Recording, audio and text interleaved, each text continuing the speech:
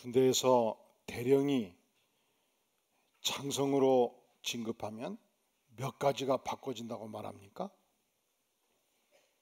못 들어보셨습니까?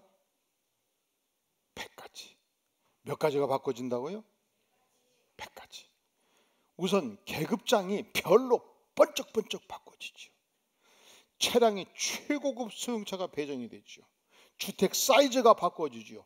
공간에 사병이 배치되는 규모가 다르고 다음날 아침 출근할 때 사무실이 바꿔집니다.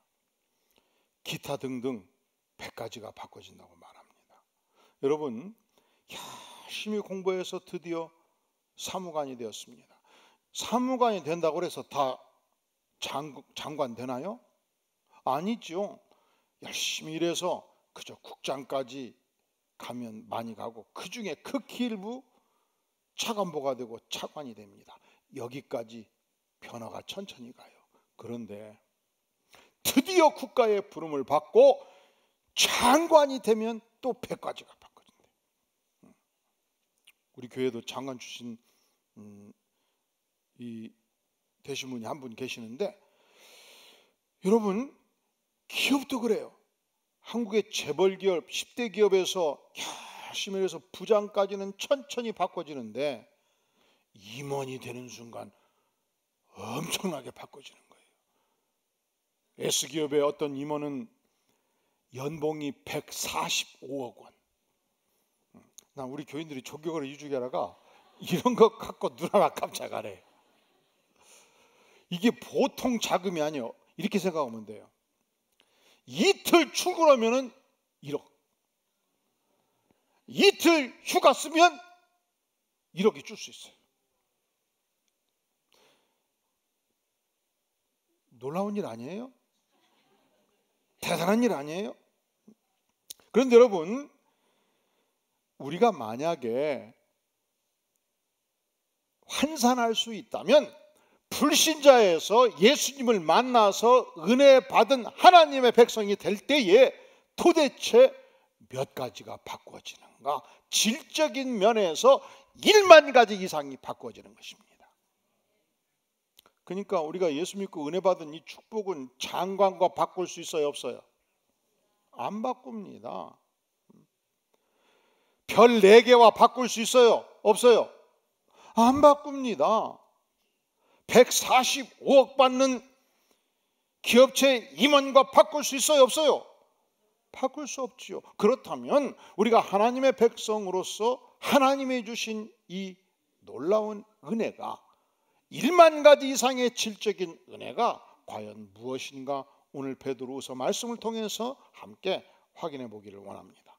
베드로 사도는 먼저 자신을 소개하면서 예수 그리스도의 종이며 사도인 시몬 베드로라 표현하고 있습니다. 사도는 예수님으로부터 직접 부름받고 훈련받았던 12명의 사도였습니다. 그리고 그는 예수 믿고 은혜 받고 예수님의 종된 사실을 직접 밝히고 있습니다. 우리는 예수 믿기 전에 내 인생의 주인은 나라고 생각을 했습니다. 내가 내 인생의 주인이라고 생각하고 열심히 10년, 20년 내 인생의 키를 쥐고 운항을 해왔습니다. 한참 살다 보니까 내가 세상의 종이 되어 있어요. 내가 돈의 종이 되어 있어요. 내가 사단의 종이 되어 있어요. 내가 내 자신 안에 갇힌 종이 된 모습을 바라보게 됩니다. 살아보니까 내 인생의 주인이 내가 되었다는 사실이 허상인 것을 보게 돼요. 오히려 실제 나는 때로 게임 중독에 빠져 있고, 알코올 중독에 빠져 있고, 일 중독에 빠져 있고. 여러분, 중독이 뭔지 아십니까? 이게 노예라는 얘기예요. 이게 매여 있다는 표현이지요. 그런데 예수님께서 매인 인생, 죄 많은 인생 나를 위해서 십자가에 피 흘려 죽기까지 하셨습니다. 창조주 하나님이 나를 사랑하셨습니다. 그리고 나를 사명인으로 삼아주셨고 쓰실 만한 전권대사로 임명해 주신 것입니다. 그것이 그리스도의 종이에요. 얼마나 감사한 일입니까? 아무런 자격이 없는 나 죄 많은 인생을 하나님께서 버리시지 아니하시고 하나님의 위대한 사역을 증거하는 그리스도의 종으로, 그리스도의 전권자로 부른 것이 우리 생애의 위대한 축복인 것입니다. 또한 베드로 사도는 자신이 쓰는 편지의 수신자들, 이 편지를 받는 자들, 받는 하나님의 백성들을 이렇게 표현하고 있습니다. 1절, 우리 하나님과 구주 예수 그리스도의 의를 힘입은 자다, 그렇게 표현하고 있죠. 여러분, 우리는 인생을 살면서 예수님을 믿지 않았다면 나의 의로 살아갑니다. 나의 자존심으로 살아갑니다. 내가 위대한 줄 알고 살아갑니다. 한참 살다 보면 내가 소중했던 내 인생의 의가 남루한 찢겨진 의인 것을 발견하게 됩니다. 내 인생의 의가 누더기 같은 의요 쓰레기 같은 의인 것을 발견하게 됩니다. 내 인생이 진홍같이 붉은 죄로 가득 차 있는 것을 발견하게 됩니다. 그런데 주님께서 십자가의 피 흘리심으로 누더기 같은 내 인생의 모든 죄짐을 거둬주셨고 누더기 같은 내 인생의 옷을 벗겨주셨습니다. 십자가의 보혈로 용서해 주셨고 그리스도의 위대한 의의 옷으로 입혀주신 것입니다. 그러니까 우리가 하나님의 백성으로서 누리는 위대한 영적 축복 두 번째, 그것이 무엇인가? 그리스도의 의를 힘입은 인생이 되는 것입니다. 여러분, 우리가 예수 그리스도를 구주로 영접할 때 하나님의 백성이 누리는 축복이 무엇인가? 베드로 사도는 동일하게 보배로운 믿음을 소유하게 되었다 말씀하고 있죠. 그러면 누구와 동일하게 보배로운 믿음이겠습니까? 사도 베드로와 동일하게 보배로운 믿음. 여러분, 우리가 예수님을 믿고 사도들이 가르친 말씀을 따라서 사도들이 신앙 고백한 동일한 신앙을 우리가 고백할 때, 다시 말하면 예수님께 십자가에 피 흘려 주심으로 내 인생의 모든 죄를 용서해 주셨습니다. 예수님이 부활하심으로 나도 영원히 부활할 것을 믿습니다.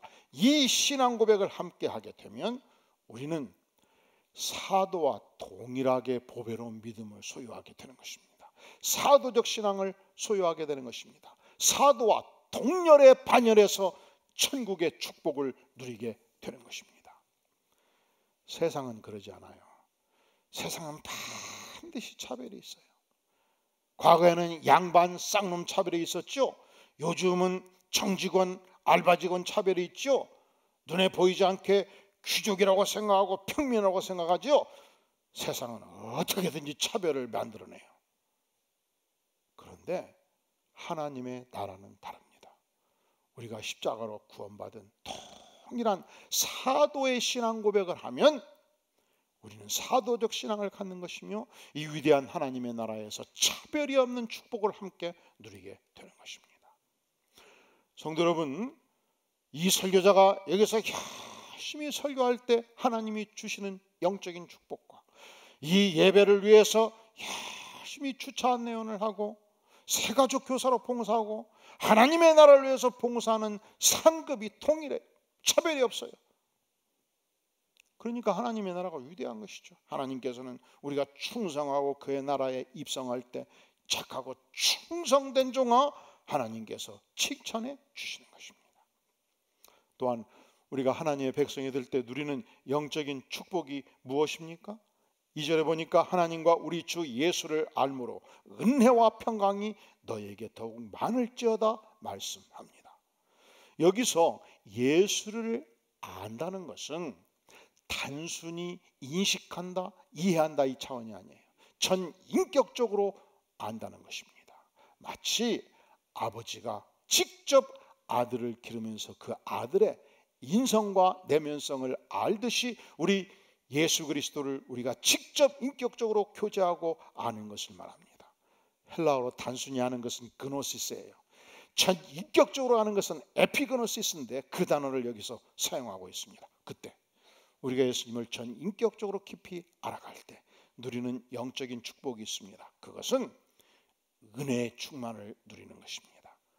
은혜가 무엇입니까? 받을 자격 없는 자에게 하나님이 쏟아 부어주시는 선물이에요. 나는 받을 자격이 전혀 없었습니다. 나는 하나님 앞에 감히 설 수 없는 존재였습니다. 그런데 그럼에도 불구하고 하나님께서 나에게 자격이 있다 인정해 주시고 영생을 선물로 허락해 주셨습니다. 평강은 무엇입니까? 세상이 결코 줄 수 없는 하나님이 주시는 마음의 평화입니다. 여러분이 예수 믿기 전에 과거 어떤 삶을 살았습니까? 염려가 많았고 근심이 많았습니다. 걱정과 불안이 있었습니다. 그런데 이제 예수님을 믿고 염려, 근심, 걱정, 불안을 다 십자가에 묻었습니다.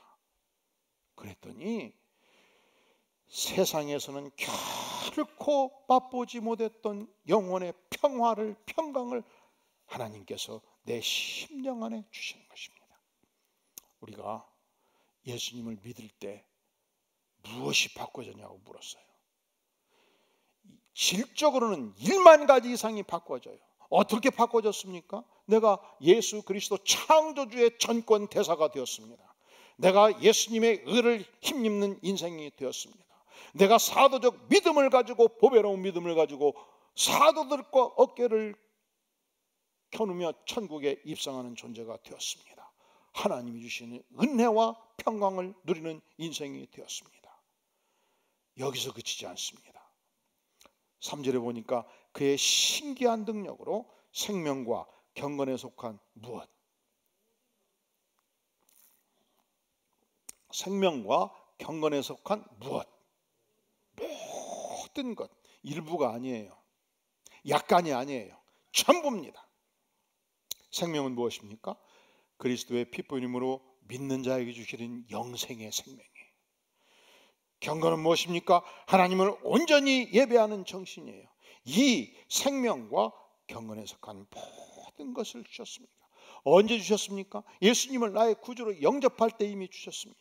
어떻게 주셨습니까? 4절에 보니까 이로써 그 보배롭고 지극히 큰 약속을 주심으로. 하나님께서는 우리가 쉽게 어떤 존재를 믿을 수 없다는 것을 아셨습니다. 우리가 의심이 많은 존재인 걸 아셨어요. 예수님은 그래서 갑자기 주시지 않았어요.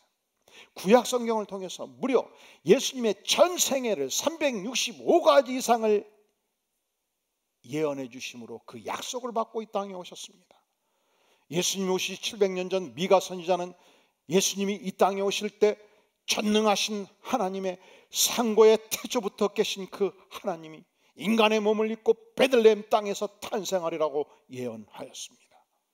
예수님의 전생애를 예언했습니다. 예수님이 얼마나 고난받고 십자가에 못 박힐 것인가를 시편 22편을 통해서, 그리고 이사야서 53장을 통해서 예고한 것입니다. 그리스도가 죽음에 갇혀 있지 아니하셨습니다. 죽음을 뚫고 부활하셨습니다. 그래서 우리는 그 보배롭고 지극히 큰 약속을 통해서 예수님을 알고 예수님을 만났고 예수님과 교제하는 영광과 축복을 누리게 된 것입니다. 성도 여러분, 이 모든 축복은 우리가 자격이 있어 받은 게 아니에요. 이 모든 축복은 우리가 열심히 노력해서 얻은 것이 결코 아닙니다. 그래서 믿기가 어려워요. 왜냐하면 세상은 다르거든요. 세상에서 장관 저절로 됩니까? 5년, 7년, 10년 법전과 씨름하면서 행정고시 패스해야 되지 않습니까? 행정고시 패스하면 장관 됩니까? 아니에요. 사무관에 불과해 20년, 30년 불철주야 국가와 민족을 위해서 연구하고 뼈 빠지게 일해도 국장 정도 하지 않습니까? 그 중에서 일부 행정고시 패스 100명 중에서 5등 안에 든 친구들이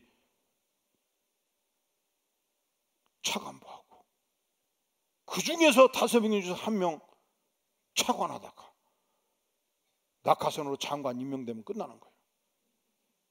그냥 저절로 되냐고. 목숨 걸고 노력해야 거기 가는 거예요. 오늘 한 분이 그러더라고. 별 셋 되신 분과 이 교제를 하고 이 교육을 시키는데, 저절로 되는 게 아니더라는 거예요. 세상에 저절로 되겠습니까? 별 3개 달 때까지. 사실은 그래요. 별 3개 단 사람은 진짜 치열하게 열심히 인생을 살아온 사람이야. 그리고 떨어진 사람 중에서 억울하게 떨어진 사람도 있어요. 이걸 우리가 다 알아요. 세상은 녹록하지 않다. 세상은 노력하지 않고 얻어질 수 없다. 그런데 하나님께서 별다른 것보다 더 1만 가지 이상의 축복을 공짜로 주신다니까 이거 믿을 수가 없네. 믿을 수가 없어. 어찌하여 그런 일이? 그렇습니다. 그 일이 우리에게 주어진 것입니다. 나는 전혀 자격이 없었습니다. 나는 죄 많은 인생이었습니다. 나는 누더기 같은 인생이었습니다. 그럼에도 불구하고 주님께서, 전능자 하나님께서 나를 선택하셨습니다. 나를 향하여 이 영적인 축복을 쏟아 부어 주신 것입니다. 어떤 축복입니까? 나를 그리스도의 전권 대사로 세우셨습니다. 나를 그리스도의 위대한 의로 덧입혀 주셨습니다. 사도적 믿음, 보배로운 믿음을 허락해 주셨습니다. 세상이 줄 수 없는 은혜와 평강을 맛보게 해주셨습니다. 그리고 생명과 경건에 속한 어떤 것, 일부 아니죠. 생명과 경건에 속한 어떤 것, 작은 것 아니죠. 생명과 경건에 속한 모든 것을 우리에게 주셨다. 그렇게 말씀하지 않습니까? 여기서 그치지 않습니다. 4절에 보면 이로써 그 보배롭고 지극히 큰 약속을 우리에게 주사 이 약속으로 말미암아 너희가 정욕 때문에 세상에서 썩어질 것을 피하여 신성한 성품에 참여하는 자가 되게 하려 하셨느니라 말씀합니다. 누더기와 같은 내 인생 안에, 질그릇 같은 내 인생 안에, 후패한 내 인생 안에 신성한 성품을 담아 주신 것입니다. 나는 이 신성한 성품을 받을 만한 아무런 자격이 없었습니다. 준비되어 있지 않았습니다. 아무것도 노력한 것이 없습니다. 그럼에도 불구하고 내 인생을 주께서 소중하게 여기사 이 질그릇 안에 신성한 성품을 주께서 넣어 주신 것입니다. 이게 뭐예요? 노란 봉투. 이게 막 작게장으로 막 긁어놨어요. 그러니까 이것은 제가 여기 놓고 가고 쓰레기통에 집어넣는 게 마땅하죠. 그렇죠. 근데 저는 절대로 이것을 놓고 갈 수 없고 쓰레기통에 넣고 갈 수가 없어요. 왜 그럴까요? 이 속에 1천억짜리 수표가 있어요. 얼마짜리? 놓고 갈 수가 없죠. 그런데 부산에 출장 갈 일이 있어가지고 서울역에서 KTX를 탔습니다. 화장실에 가가지고 피곤해서 얼굴을 씻다가 수표를 올려놓고 열차 안으로 막 들어가려고 발을 첫발 내딛었는데 아차, 내가 세수하다가 그냥 세면대에 놓고 왔다. 내가 이 KTX를 타야 해요, 다시 세면대를 가야 해요. 어떻게 하시겠습니까? 내가 KTX 5만 원 난리를 하니 있어도 1천억을 어떻게 날리냐. 늑달같이 달려가서 가보니까 없어져 버렸어. 그럼 어떻게 해요? 즉각 국민은행에 전화해서 1천억짜리 수표 분실했으니 신고해야 되지 않겠습니까? 그러고 제가 이걸 놓고 5층 식당으로 가면 누군가 반드시 주어서 저한테 전달해 줄 거예요. 결코 이걸 쓰레기통에 넣지 않을 거예요. 왜 그렇습니까? 너무 귀한 봉투니까. 내 인생이 노란 봉투 같은 인생이었습니다. 내 인생이 후패한 인생이었습니다. 내 인생이 빌어먹을 인생이었습니다. 그럼에도 불구하고 주께서 나를 버리지 아니하셨습니다. 나를 존귀하게 여기셨습니다. 내 안에 1천억과 바꿀 수 없는 하나님의 위대한 성품, 영생의 생명을 내 안에 넣어주신 것입니다. 할렐루야. 유교사변 때 한 거지 대장이 있었습니다. 그가 유교가 발발하자 청소년 시절 아버지는 독립운동가였고 어머니는 숙명여고 교사였는데 인민군이 들어와가지고 반동분자로 공개 처형을 해버린 거예요.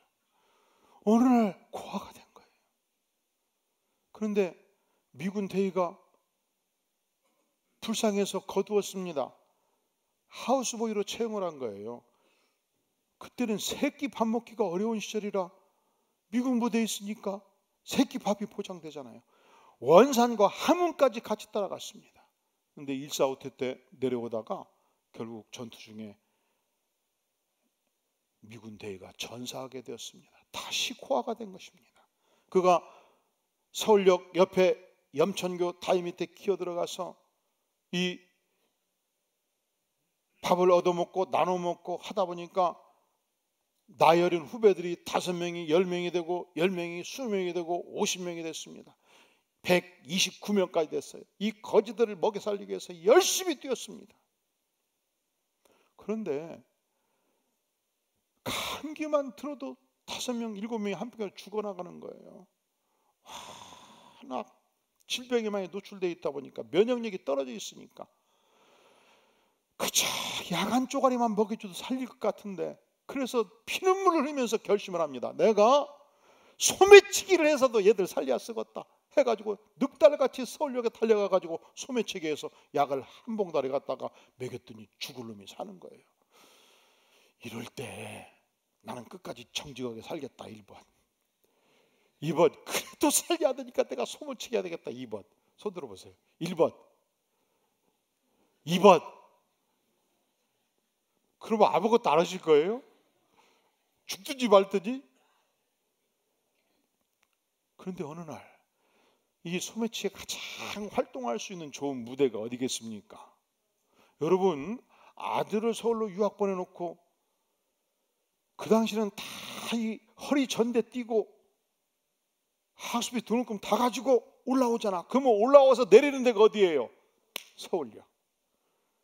그래서 어정어정하던 차에 탁 보니까 아주 보지도 못한 삐까버쩍 세단이 쫙 미끄러져 오더니 탁 쓰니까 번쩍 별 3개를 단 미군 부대 장군이 딱 내리는 거예요. 헌병들이 딱 달라들고 대화를 하고 있어. 딱 보니까 뒤 트렁크가 이렇게 열려 있는 거예요. 딱 보니까 금괴 같은 가방이 있는 거예요. 근데 내가 누구야? 소매치기 대장.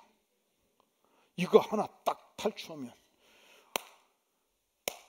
내 부하들 129명 1년에 먹어 살리겠다. 그래서 늑달같이 달려가서 가방을 들고 뛰었습니다. 정신없이 뛰었는데 호로하게 불고 막 난리가 나버린 거예요. 막 헌병들 막 20명 30명이 막 달려와서 쓰러뜨렸습니다. 미군 중장 앞에 엎드렸어요.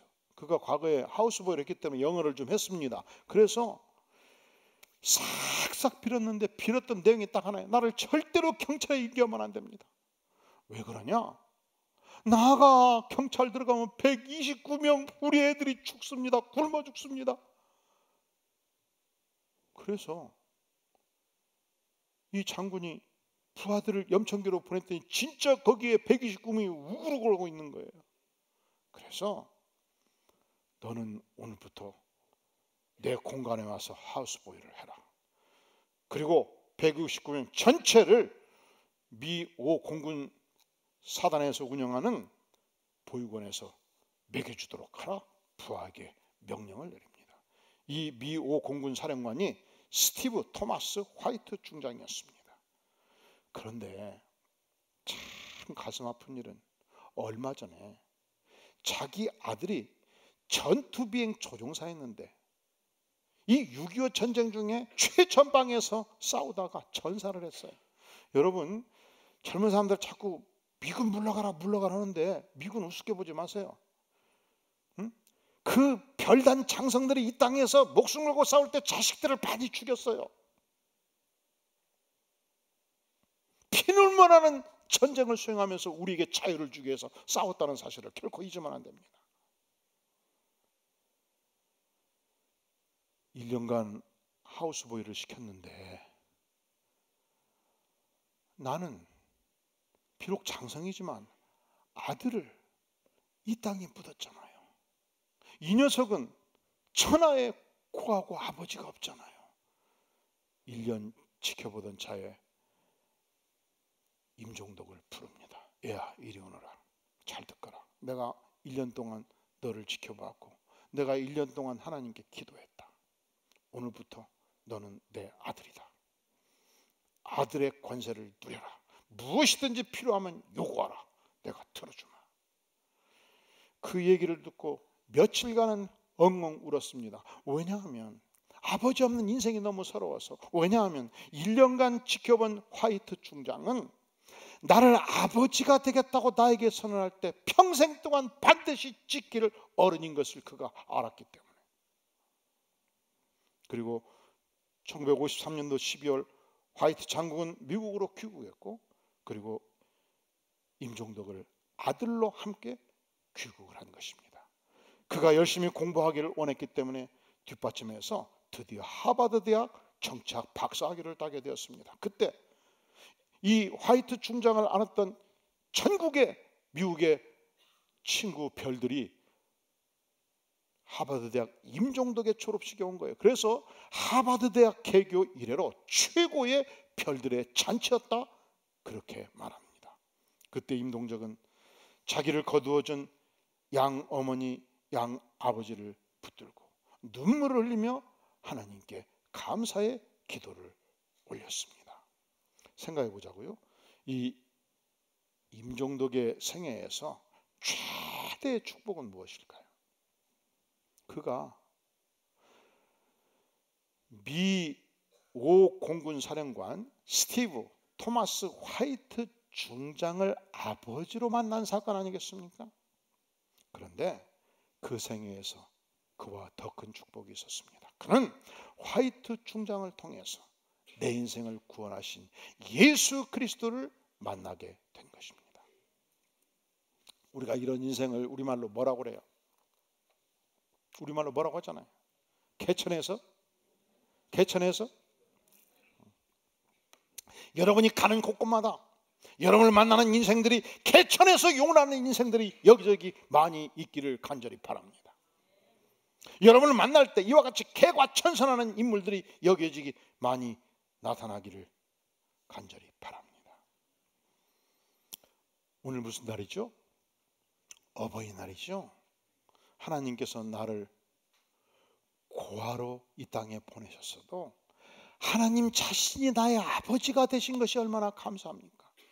그런데 나에게 조건 없이 평생 동안 사랑을 베풀어 주신 친아버지, 친어버지를 보내주신 것이 얼마나 감사합니까?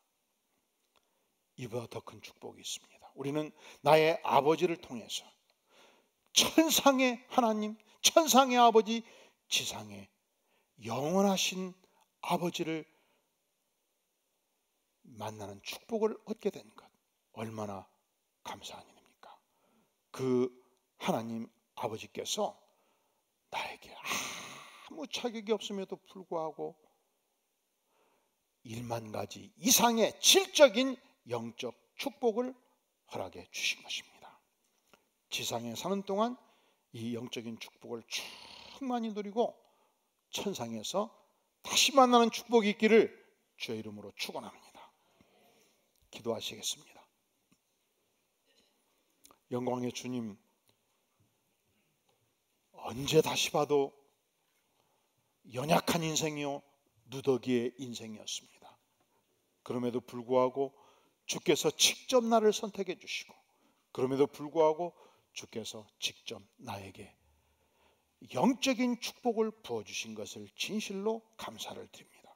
주님, 이 축복을 우리가 지상에서 누릴 뿐만 아니라 천상에서 누리는 영광된 생이 되도록 주께서 은혜를 허락하여 주시옵소서. 예수님의 이름으로 간절히 기도하옵나이다. 아멘.